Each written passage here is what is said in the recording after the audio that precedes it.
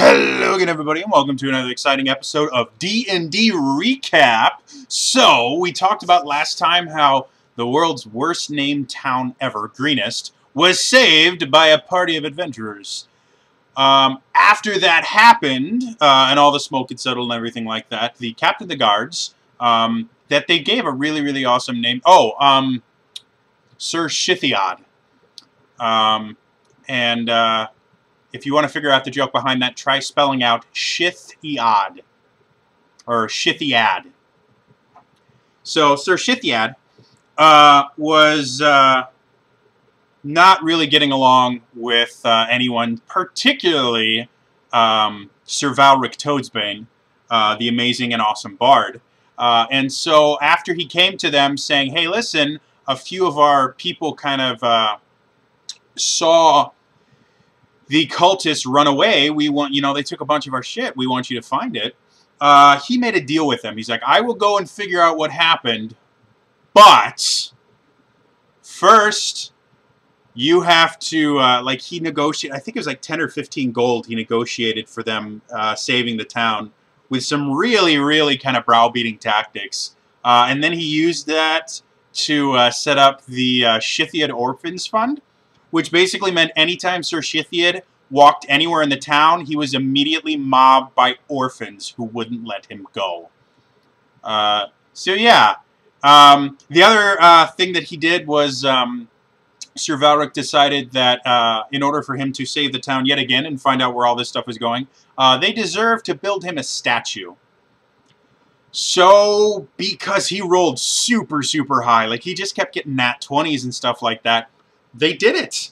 And so now Greenest is in the middle of using their labor force. Instead of like rebuilding the town, they're building like a 20 or 30 foot tall statue of Sir Valric Toadsbane. As the party goes off to try and infiltrate this camp. They actually make it into the camp without too much difficulty. They stripped a bunch of cultists naked, stole their robes, and they were able to make it in and kind of poke around a little bit without causing too much issues. Figured out what was going on, and came back. They realized that, all the bad guys had collected all this stuff, and it had something to do with dragons. And so they went back to the town to report, and they also found a monk named Leosin, whom they helped, if I remember correctly, they helped escape. Again, this is going back 6 or 7 months ago, so forgive me if it's a little bit crazy.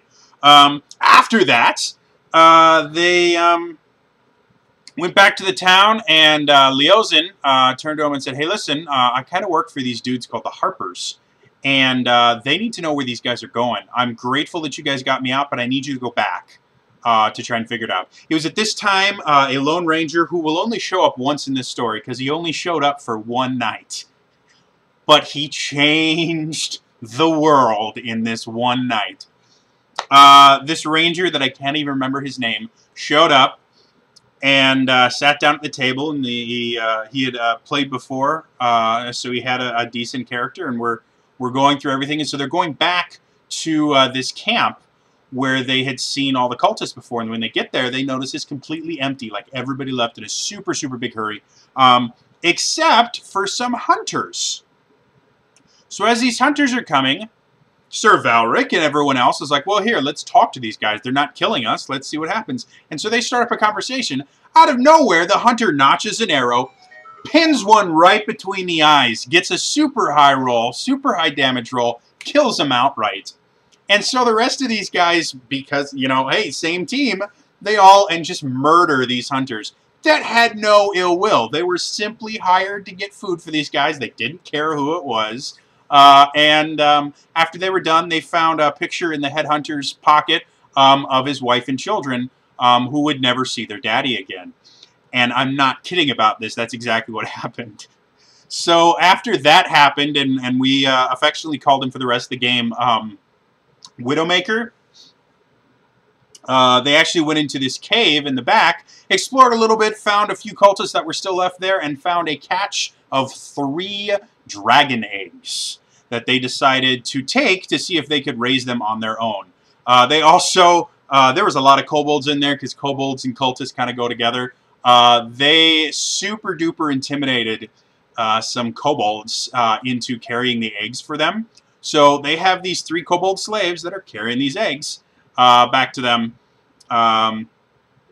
And yeah, so after doing that, they did more stuff, which I will talk about next week as we catch up more on the incredible adventures of Sir Valric Toadsbane and his intrepid party of adventurers, including Tanrock the Crazy Druid, Garrett the Noble Paladin, Bobby Boucher the Barbarian, and Gar the Dragonborn Fighter.